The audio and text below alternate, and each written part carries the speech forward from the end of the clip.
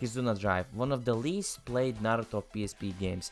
But did you know that this game actually has a demo? Yeah, for real, this game actually has a full playable demo and I was able to find it online. So we have scenario, free mission customize, even though scenario is and customize is like closed off. Why would you even put it in if like it's closed off? Okay, free missions. Free missions essentially is the section you will spend most of your time on playing this game. We have the drills, rank C and rank B Shukaku. Oh no. Let's check B the bandits. So for the teams, we have only 4 people. So Naruto, Sakura, Kakashi and Shikamaru. The biggest thing with this game is that, yeah, as I mentioned, you will spend a lot of time in these like side missions because the progression in this game is really flawed. Because initially this game was meant to be like more like co-op focused essentially, but if you don't have anyone to play with, like tough luck, you won't be able to pass like maybe the 30% mark. You will have a lot of problems passing the bosses because they are over leveled and they deal massive amounts of damage. Hey, come on, chill. So, the biggest thing in this game is this little feature. I'm not sure how it is called, but essentially whenever an opponent is like stunned, you can do this like ping pong kinda thingy where you just pass the enemy like around your team. And the thing here is to get as a higher combo as possible so that in the end, when you reach around the 30% mark, you can do this and everyone does like their jutsus together and does like a noob. It's useful for boss battles, but here on regular ninjas it's not. The controls in this game are also like big oof, especially if you played like the Ultimate Ninja Heroes games. Like for example, this is a PSP title, right? So to move the camera you press L1 and R1. Attacking is with the circle button. Interesting thing is that if you have chakra and depending on like where in the string you place the triangle button, you will have different, like as you can see here, kinda like attacks, which is interesting. So there is some combo variation. And as well on the right side you can see like the teammates, and by circling with them with the D-pad and pressing square you can use their jutsus, but they only work depending where you have aimed your like character. Each character has jutsu, shurikens, vapor bombs and then their jutsu. So Naruto's Giant Rasengan usually doesn't hit because they interrupt it. Except this time it worked. But yeah, at least I remember this mission. This is one of the first missions you can do. The main mission, actually the first mission of this game actually happens here as well. So at least from the battle mechanics, from the characters, at this point at least I do not see any changes. As well, like on top of the screen you can see this like little like rhomb thingy which kind of fills up. This is the so-called Kizuna meter, where if you deploy your characters enough times and do like that ping pong thingy that I showed you earlier, it increases. Essentially the main idea of this meter is that if you have filled it up, there's 2 things.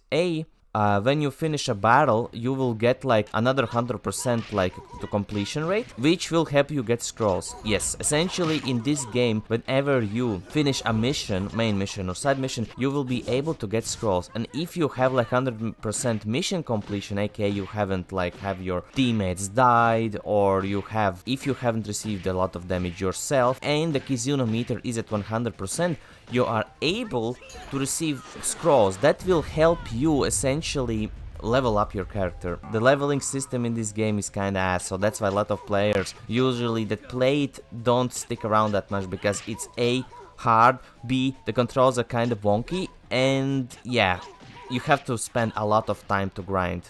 It's grindy as hell. But yeah, regarding the Kizuna meter, when it's full, that's one thing. You are able to get scrolls. The second thing is that you are able to revive your teammates. Essentially, when it's full, you're able to revive fallen teammates up to 2 times, if I'm not mistaken. And by that, it will drain this meter. But then you have to choose. Do you want to make your allies alive, or you want to save it for the end mission completion? But yeah, to be honest, nothing much. I don't at least see anything noteworthy, like any changes, at least for now. Oh yes, and another thing is that there is a timer. Each mission is like on a timer basis. I remember when I was like under leveled and tried to fight bosses, which took a lot of time, I used to fail because of the timeout. So each mission has like a 30-minute cooldown, not cooldown but like a timer. If you do not finish the mission and in the allocated time, you're cooked. But actually the story of this game, even though the gameplay might not be one of the best Naruto ones, I ain't gonna lie, the story is pretty interesting. It's a kind of a filler story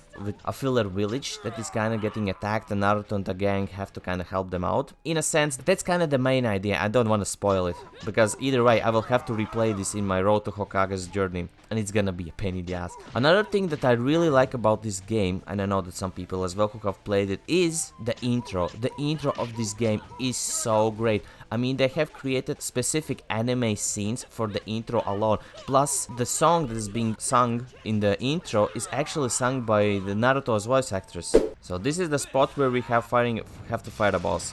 So usually the bosses in this game are kind of meh. For example, the ninja ones, like this one. Like, as you can see. Oh my god, okay. But usually the biggest pain in the ass is when you're fighting like the fake Jinchurikis. I won't tell you why, because it's like kinda related to the plot, but they are really hard. And I think we had Shukaku, so I will try that one as well, even though I will probably lose. I don't know, this mechanic is so funny. But this game, if played in co-op, I would say that it's probably pretty great. Yeah, and if you miss, you lose a ton of health. Only thing I can say, in the demo at least, not sure if it's maybe the emulator, is that there is like some artifacting, not artifacting, but like issues with the map, just a tad bit. There's the interesting thing is that each character has their like kind of role. For example, Shikamaru is like more of a support character, Kakashi is more like a DPS character, and Sakura is a healer. And there's a ton of other characters in this game as well. If I'm not mistaken, even Hebi Sasuke was in it. Yeah, each character has its own archetype, and when you're doing missions, or at least the free missions, you can kind of mix them together to see how well they synergize and how you can finish the battles faster. Oh yeah, we finished. Okay, judging by the first mission, nothing much has changed. It's pretty much the same first mission of the sea. So we have the Kizuna points at 100, points lost, and final result. So we have total Kizuna points of 210. And as well, we have gotten an S rank. It means we can get more rewards. Usually, if you get 100%, you get like maybe ability to get like 2 or 3 scrolls. Here we can get 4. And these scrolls range from, for example, health, increasing your chakra, attack, and there's some other stuff, like I think there were some specific like for poisons, debuffs, buffs, and so on, at least here in the demo. They are not here. On sale, March 11, experience team battles like never before. I mean, the idea was interesting, but if you don't have friends to play with, it's kinda ass. Okay, let's try Shukaku, but before we try Shukaku one, let me level up the character. So, Book of Attack increases attack, health increases health, and chakra increases chakra. Essentially, each scroll has a level. The higher the level, the bigger the buffs you get. At least that's what I remember. And here in the demo, we get everything at 0, so yeah. I don't know, let's see. I will probably get my ass handed to me, because this is a B rank mission and I'm under leveled, so. I remember there was a strat, how you could defeat him. But it's been ages, so. I think it was something related to one of his hands. I remember when I played Kizuna Drive for the first time when I was a kid, I had trouble with Shukaku, with this false one-tails essentially. I had a lot of trouble because I was not able to do any damage to him, because I didn't know that you have to level up your characters by doing the side missions, so that resulted in me dropping the game. And being like, holy shit, this is the worst Naruto game ever. I mean, it's not the worst ever, but it ain't the best one, kinda. It has its pluses and it has its minuses. One eternity later.